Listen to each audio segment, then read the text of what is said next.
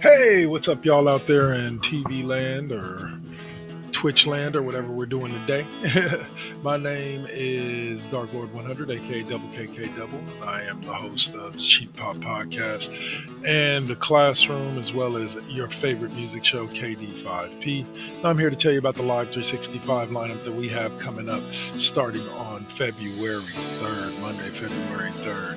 We'll open up Mondays through Fridays with Now versus Then. Deuce, classic episode from the Blog Talk Radio days. We follow that up with an FU Wrestling podcast from Spreaker, starring myself, Double K, and your boy Cole. We follow that up with, again, me, Double K's Classroom, old sports show I used to do 30 minutes from 6:20 to 6:50. We follow that up with West Coast Bias, myself, OMalley, Duel, and Suave, bringing you sports talk from a few years back. Then we have Now versus Then. That's the centerpiece of our day at 9:35 a.m. with a classic episode of Now versus Then. And every Wednesday at 9:35, you'll get a new episode of Now versus Then Deuce from Twitch. At 12:45, you'll hear an episode of KD5P, KW's Fifth Period Music Class, that you can hear right here on Live 365 every Saturday night. And you can hear a replay of it every Tuesday night at 12, or Tuesday afternoon at 12:45. You can also listen to at 3:20 the Cheap Pop Podcast, followed by NBT Deuce at 5:30. Great episodes. Probably the same episode from the morning. Lip Gloss and Mics has now moved to the 9:05 slot with a new episode of The Classroom on every Friday. And then we close out our night down and dirty, the kings and queens of porn. That'll be every Monday through Friday right here on Live 365. Catch us at live365.com/First GenXers, or you can go to the Live 365 app, look for the First GenXers Radio Network, and that's where you'll find us. All this and more right here on Live 365. Peace.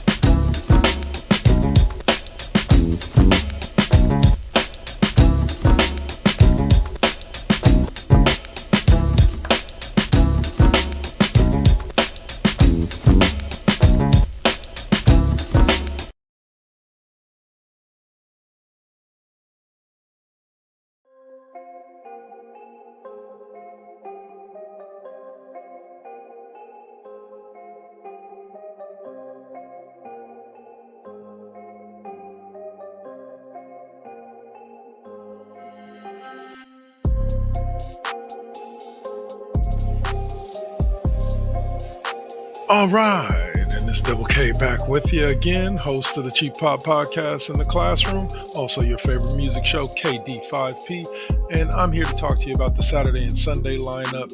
Last video we did Monday through Friday. This week we're going to do Saturday and Sunday. All these shows will be airing on Saturday and Sunday concurrently till about mid-afternoon, and then we go into two different lineups. On Saturday, Sunday mornings at 12:30 a.m., you get a classic episode of Brick House 2.0. Followed up by Lovely Radio, which is back on the air with First GenXers. And we have Mr. Deacon at 5:15 a.m. Sam Brett Radio now moves up from the 10 a.m. slot to 7:25 a.m. on Saturdays and Sundays. And the 10 o'clock slot now goes to Ms. Optimism, back with us again after a short hiatus. We follow that up with another episode of Lovely Radio at 12:10. And then we get Sam Brett one more time at 2:45. You get about an hour and 15-minute episode on Sundays, and you get a full 2-hour episode on Saturdays. That episode will air right before the live episode of K-Double's Fifth Period Music Class on Saturday nights from 5 to 8. Right here live on Live 365, where K-Double brings you some of the hottest tunes from the 70s, 80s, 90s, and 2000s. And then we close out Saturday nights with the Worldwide Wrestling Podcast from 8:15 to 11. So on Sundays, you go from San Brett to 410, The Classroom. 45-minute episode of an old version of The Classroom that we had over on Spreaker. And we'll follow that up with Dirty Talk 101 at 5:30. And we close out with 740, the Worldwide Wrestling Podcast, another great edition of me and your boy Cole. And then we close out at 10 p.m. with the sidebar. So thank you for listening or seeing me here on Twitch if you're watching on Twitch or YouTube. And join us on any one of our platforms here at First GenXers and Double KK Double Network. You got 2KK2network.com, my website. You also have the twitch.tv/FirstGenXers, and you also have Live 365 where you can find us or you're listening to us here. And we also have for those podcast folks over on Spreaker, a place where you can find the Cheap Pop Podcast and the Classroom on podcast. And you can download it and everything. So that's it from me for this week. This time around, I'll be back again with a new schedule as of May 1st. But until then, y'all enjoy this lineup and stay up. Peace.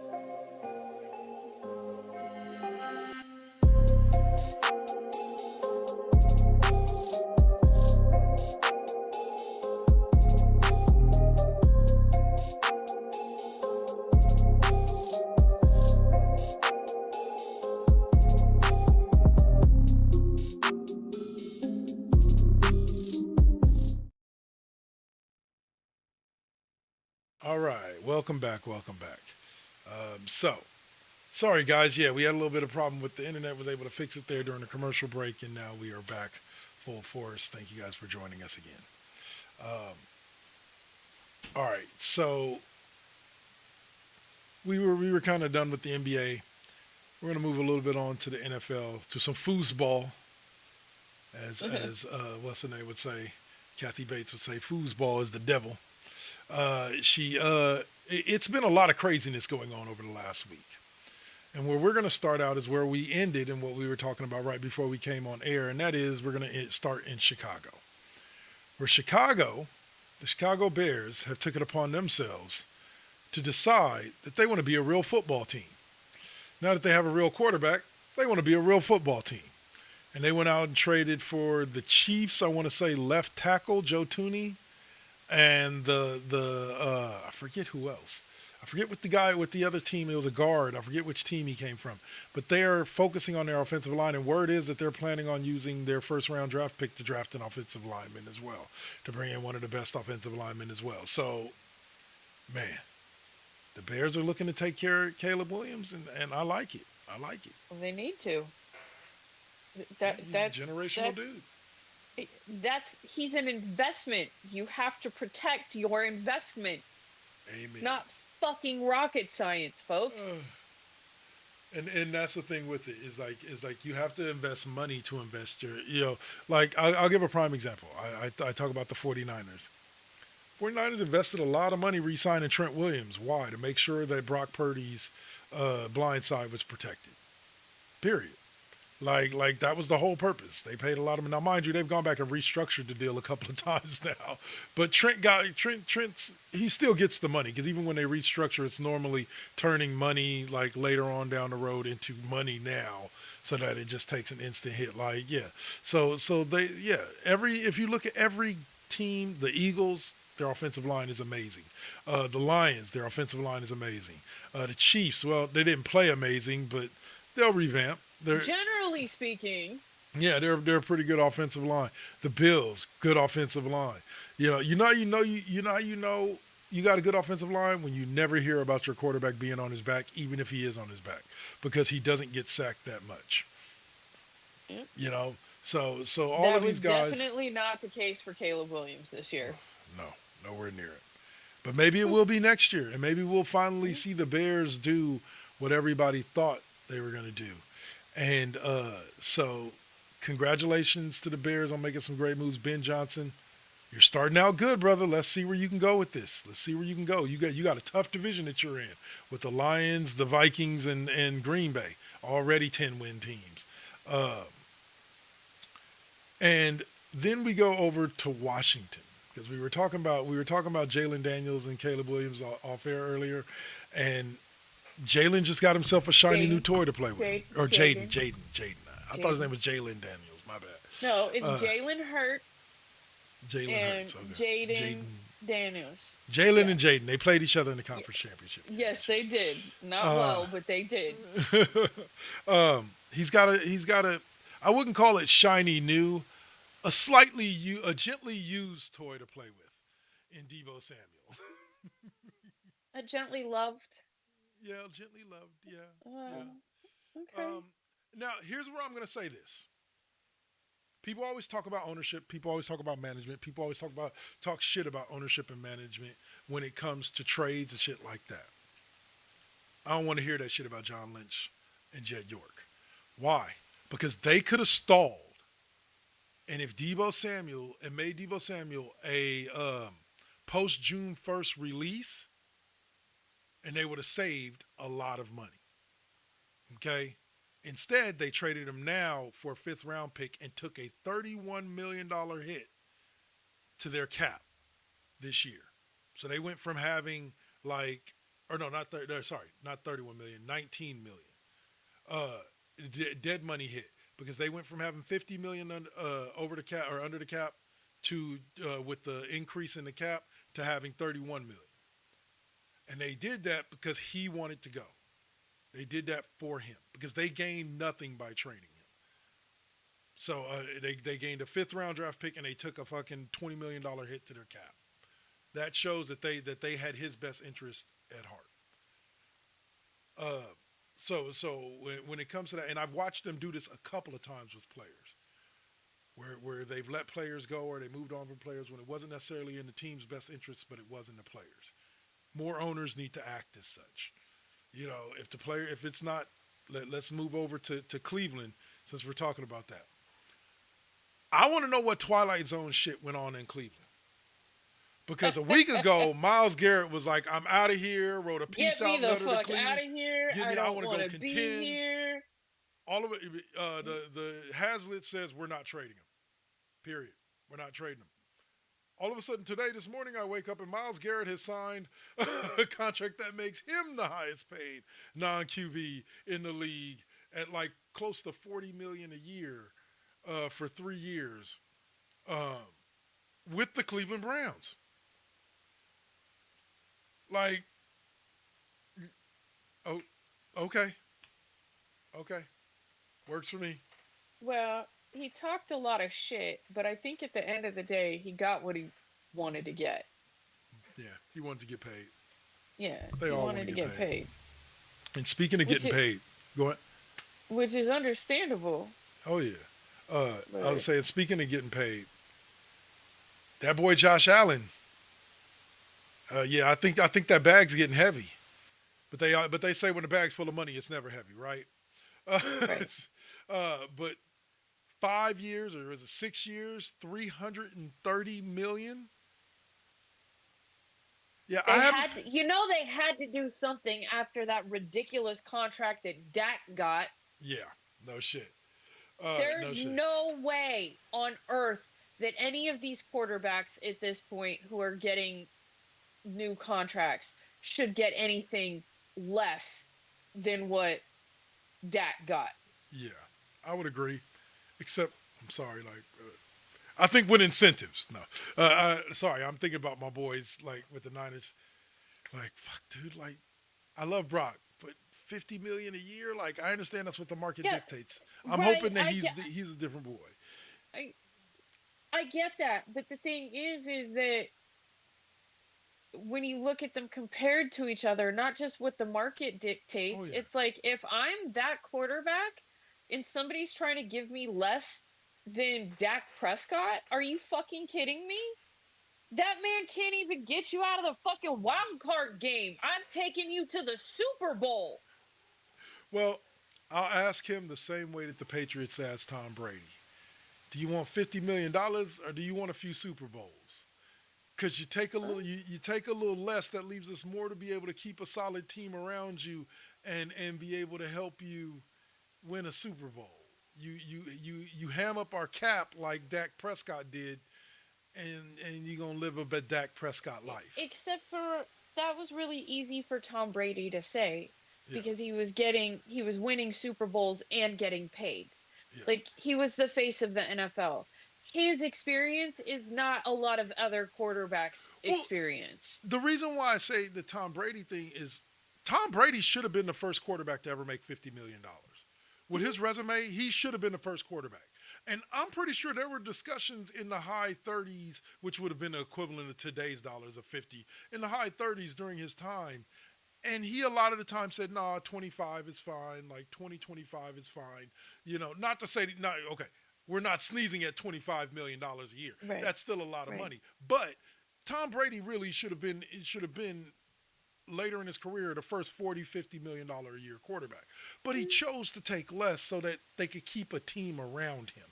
Even though they only really put wide receivers around him like once with Randy Mhm. Moss. But in general, I'm talking about high tier wide receivers. They had a bunch of great ones, but none on Right, Moss's but level. see, but that's because it was more again, Bill Belichick is a systems coach, Right.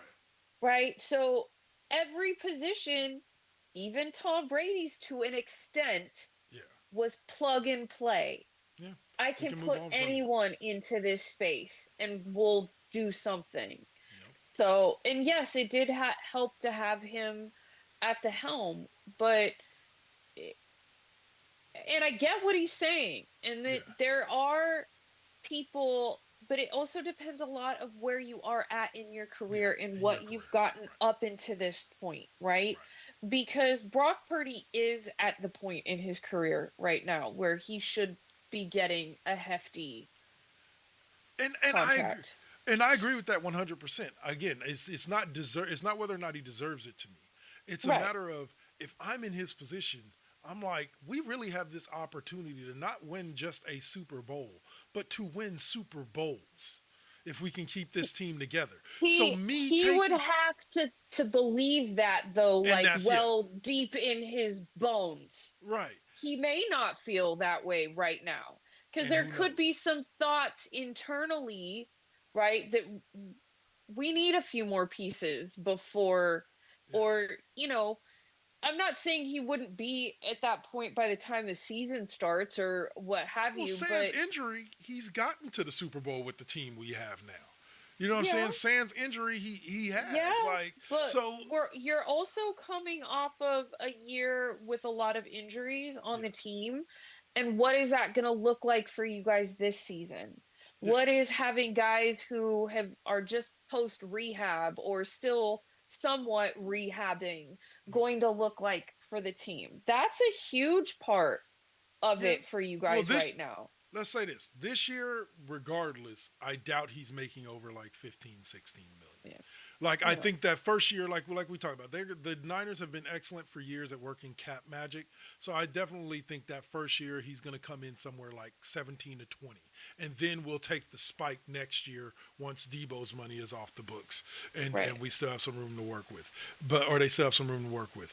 But again, like I said, if I'm here's where it's just this is me putting too much of me into the thought process of the scenario because I'm the type of guy that if I was out there, even if I was due 50, if I thought again, like I said, if I thought the team could win multiple Super Bowls and I was in a position where like shit, I could go on a Tom Brady, Patrick Mahomes type run here, I'd be like, look, just cap me at 25. I can live a baller fucking best life of my life making 25 million a year.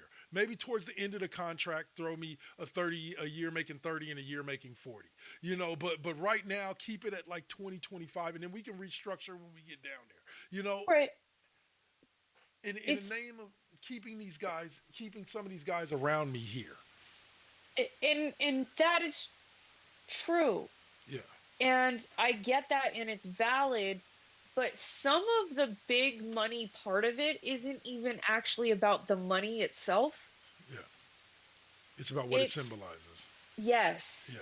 I It's get you. about the contract. It's about we're validating your value basically and what you've earned and some ego involved in it cuz Yeah. yes, it is a status to be like now I'm the Highest paid, yeah. whatever. Yeah. Well, I think And I think honestly, I don't see Brock Purdy being the next highest paid no, quarterback just in general. yeah. That's not. Well, here's the thing about it. It's about what the market dictates to an extent, and this is why I say his attitude is going to be the X factor in all of it. Yeah.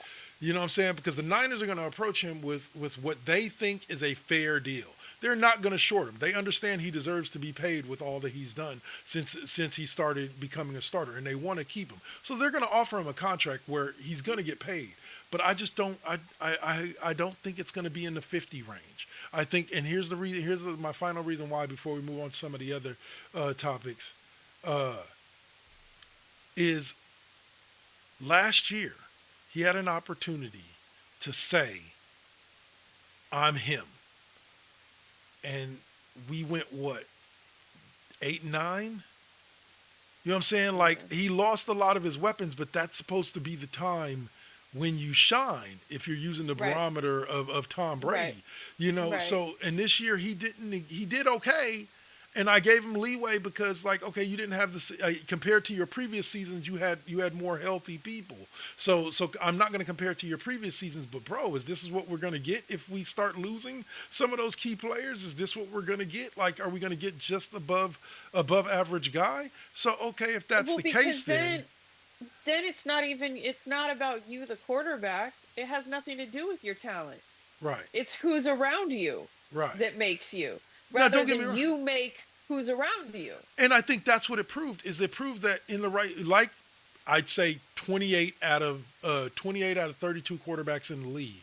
There are very few quarterbacks that it doesn't matter who you put around them. They're going to be, they're going to do amazing things. Patrick Mahomes, Josh Allen.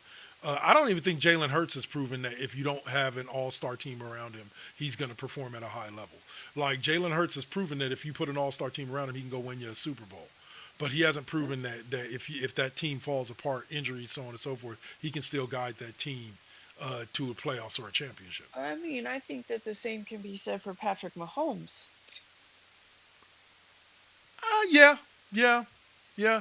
But I would say that team that he beat San Francisco with last year wasn't exactly the best team that he's had since he had better teams prior to that. But I do agree that that team was still better than most of the other teams in the league. Right, but I also think that we saw this past Super Bowl what happens when his team isn't up Everybody's on board. to, Yeah, yeah. 100%. So, Well, I again, I and don't it's nothing ever say I against, saw. and I'm not knocking him. That Yeah. is not me Uh. knocking him. I think he's a great quarterback, but I also think he doesn't do super great Yeah. when, and I don't mean with changing in the moment. I Yeah. just mean when key pivotal things Go away. Well, go, yeah. here's where I was coming from with it. Is that I've said all season that with the Kansas City Chiefs all last season, I think they had 7 or 8 one possession victories.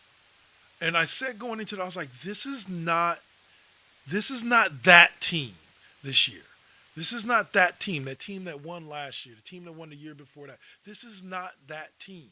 Like we discussed when we were discussing the playoffs, they should have lost to the Texans in the divisional round. They should have lost to the Bills in the conference round.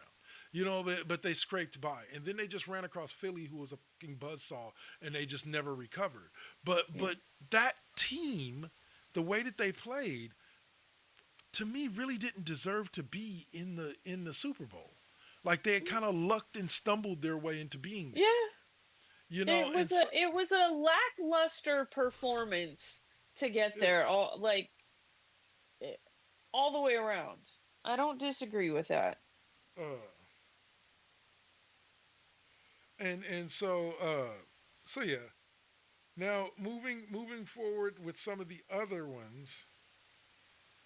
Uh, First of all, let's talk about Devontae Adams is now a Ram after being released by the Jets. DK Metcalf is now a Steeler after being traded by the Seahawks, and Geno Smith is now a Raider after being traded by the Seahawks. So first and foremost, let me start off this section by saying thank you, Seahawks, for officially making yourself the worst team in the division. Uh, like, Who is still left on their team? I want to say Cam Chancellor, the running back. No. Cam Chancellor was the safety. Who's the kid? Kenneth Walker the third, the running back, Who? and Drew Lock. I think they still have Drew Lock. Who? I mean, like, Oh yeah, man. you actually originally tried to give both of them away to the Raiders for Max Crosby. And not only did the Raiders say, haha, fuck you, that's not going to happen, they turned around and at that point made Max Crosby the highest paid non quarterback NFL player in history. And Yep. then they traded a fifth round draft pick For Gino. for Geno Smith. Hey, I'll tell you Okay. this. Pete Carroll I sounds mean, like he's going to make them relevant next year. They may not necessarily be a playoff contender in that particular division with the Chiefs and the Chargers, not but until they can draft a new owner. When's yeah. that draft happen? So, Uh, and I said it before and I'll say it again. Just because I'm bitter doesn't make what I'm be saying wrong. any less true. Uh, Like, but and then lastly, what was I looking at? The Seahawks trading them. Oh, I thought to myself after the Debo trade to Washington, something was weird about that, and how quickly they were trying to move it out, and what they ended up getting for him. Not because I thought that they should have got a first round pick, but I was like, I think if they held out, they probably could have gotten more than a fifth round pick for him. But they they got moved him Jonathan quickly. Allen for free. Did they? No, they didn't. Well, not Oh, technically, but the Niners had originally been trying to trade for him and something fell through. yeah. The Washington did end up releasing him Really? after, yes, after the Debo Samuel Oh, trade. And then there are word on the street is that the Niners may end up picking him up. So I if mean, that works out, I'm not gonna lie. I like that because they did just let go of Malik Collins. Maybe that's why they let go of him. And they let go of it's possible. Javon Hargrave. They that might be why they let go. Another reason why I think they might have been quick to move Debo is because, and this was further strengthened with the Rams signing Devontae Adams today. Remember, the Rams had told Cooper Kupp he could seek a trade, and Cooper and Debo are very similar in their skill sets.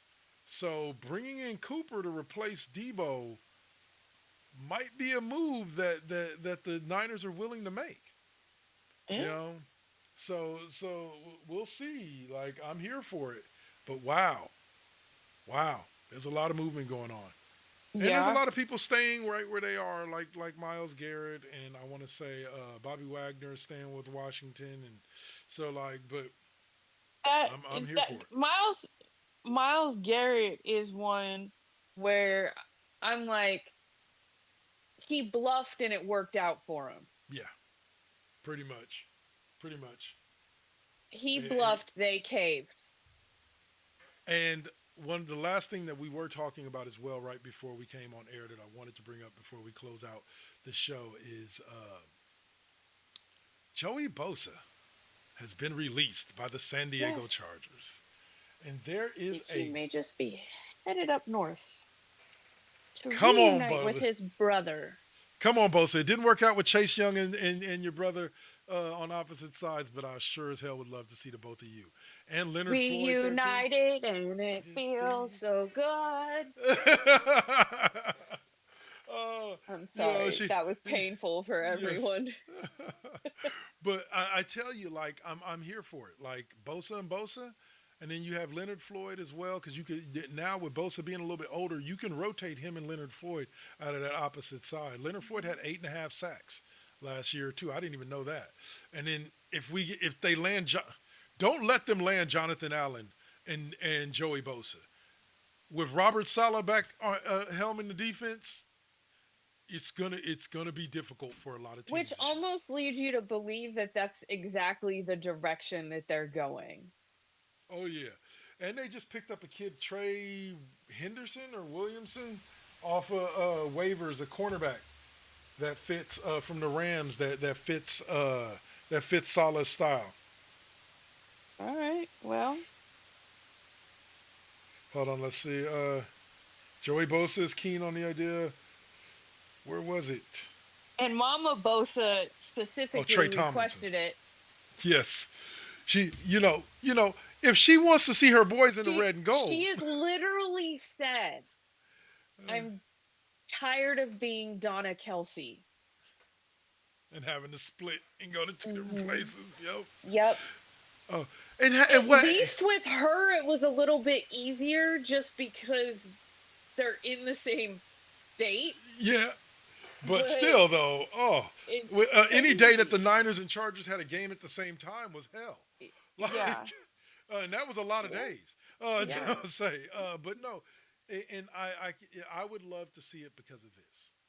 I'm not saying this is what will happen, but this would be a beautiful one of those stories if it did. Kind of like with Saquon Barkley winning the Lombardi with the Eagles last year. If Joey Bosa came to the Niners, paired with his brother, and that quadruplet of him, Floyd, Allen, and the Bosa brothers, Floyd and Allen, go out and win a Super Bowl. It'll bring Nick his first Super Bowl. It'll bring Joey his first Super Bowl. It'll bring Jonathan Allen his first Super Bowl. It'll bring Leonard Floyd his first Super Bowl. And it's all just kind of, I'm not even a Niner fan, but that still just kind of gives you the warm fuzzies. Oh yeah. And like I said, that front seven would be insane. I still hope y'all lose, but with all of them, and then Fred Warner and Dre Greenlaw behind them, yeah. But there was also, I want to say, there was a cornerback that was released too, like Asante Samuel Jr. Like one of the a really good cornerback was released as well that I wouldn't mind seeing the Niners pick up. But they only got $30 million in cap room, so I can't get too happy here. But in general, I like the idea of that, and we'll see if it happens. If it does, y'all might just see me mark out right here on air. Again, I'm not going to predict no Super Bowl, but my God, I might buy myself a couple of tickets to Niners games just to go see that combo work live. Because I feel sorry for any offensive lines. Oh man, my Shador and Dion and Pete Carroll and USC prediction was totally off air, wasn't it? Yes, it was. So that's just, hey, you're my witness, though. That's what's gonna happen. Maybe we'll talk about that next week. Maybe, because she had a good one, y'all. A real hot take that I was loving. But all right, and then the draft is the draft. We'll talk about the draft in the coming weeks as it comes up. Thank you guys for those who stuck with us through the blackout and everything with the commercials. And we will be back next week at 6 p.m. sharp, 6:15 actually Pacific, 9 Eastern. Coming up next should be Saint playing some video games. Sorry, we ran a little bit long, brother. And one last thing. OMalley, you got to give it to us. Fuck LeBron. Seriously? Fucking stay injured. I hope it's a freaking career-ending injury. And, I mean, you'll still be able to walk and enjoy life, just not play basketball ever again, okay? I don't want you, physically harmed. Yeah. Just, done with basketball because we're over it. I'm sure Stephen A. Smith is over it as well, and I can't believe I'm on his side on something, but I am. Again, fuck LeBron. Did you hear as well that none of the Clutch Sports clients will talk to LeBron now? I wonder who put out that edict. Yeah. Execute Order 69, huh? Anyway, I know it's Order 88, but yeah. Anyway, all right, y'all. Y'all have a great night. Thank you for joining us. Thank you for sticking with us. We'll check you out next week. Peace. All right. Bye. Hold on. Wait a minute. Oops. I got to run the outro. I was about to close the Zoom meeting, and I'm like, oops, nope. Got to run the outro.